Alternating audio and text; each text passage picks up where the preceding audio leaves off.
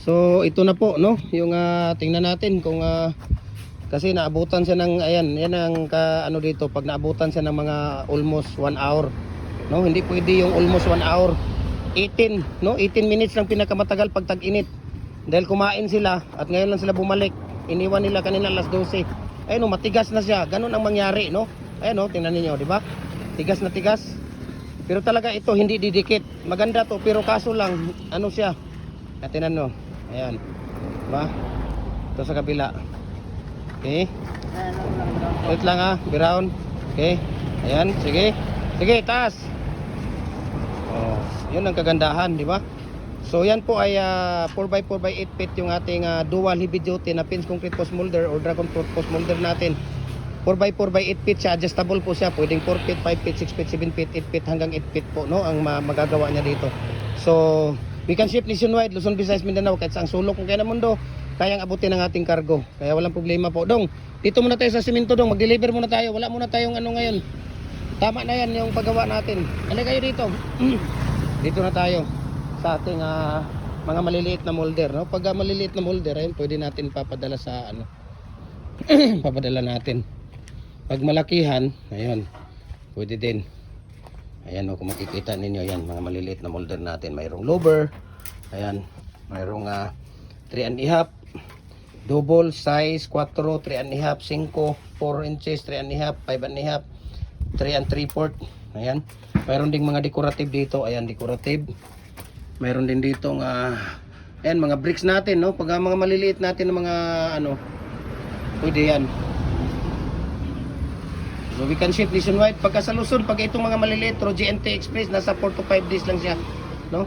Pag sa Mindanao, nasa mga 3 to 4 days. Pag dito sa Visayas, pag sa Mindanao, nasa mga 2 to 3 days lang siya. So maraming salamat. And God bless po. Dong, ayusin mo muna yung ano mo, Dong, yung lower mo, Dong. Nawala na yung lower mo, na-over na yung pangalan. Sakit kaya kung ano, Dupre. Anaon ganin mo ni Dupre ba? Ha? Anaon ganin mo ganang kuan sa kubra? Anaon ni mo ganang kuan sa kubra? Anaon ba para nga mulugsot gyud? Sakit niya na oy. Ha? Sakit pinatala na. Buwang. Buwang pa na lang. Hindi, sige. Ayusin nyo muna yan. 30 na simento, tapos 100 ang ikarga natin sa 2x2x12 natin. Yung lower na ano, nawala na yung lower na pangalan, Dupre. Ano niyo ha, ipatag niyo yung simento kasi meron tayong kukulamber na ano. Yung una, nagkargang kahoy. Malata ng kahoy, huwag mo na iuna.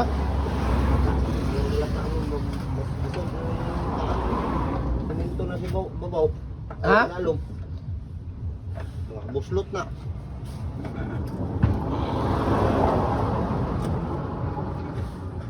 Hindi, kuwasan ni Dong. Ano ka na? Oo, kana. Na, yung isa ko na para mayroon siyang ano, mayroon siyang tawag dito, kakapit siya.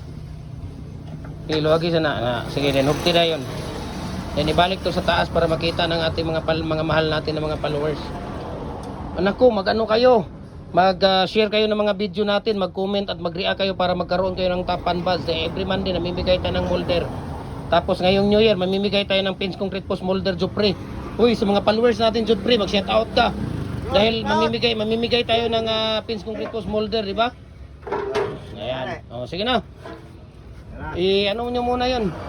Ayun, kung makikita ninyo, mayroong 3.5, di ba? Mayroong ano dito, mayroon ding tawag dito. Ayan, di ba?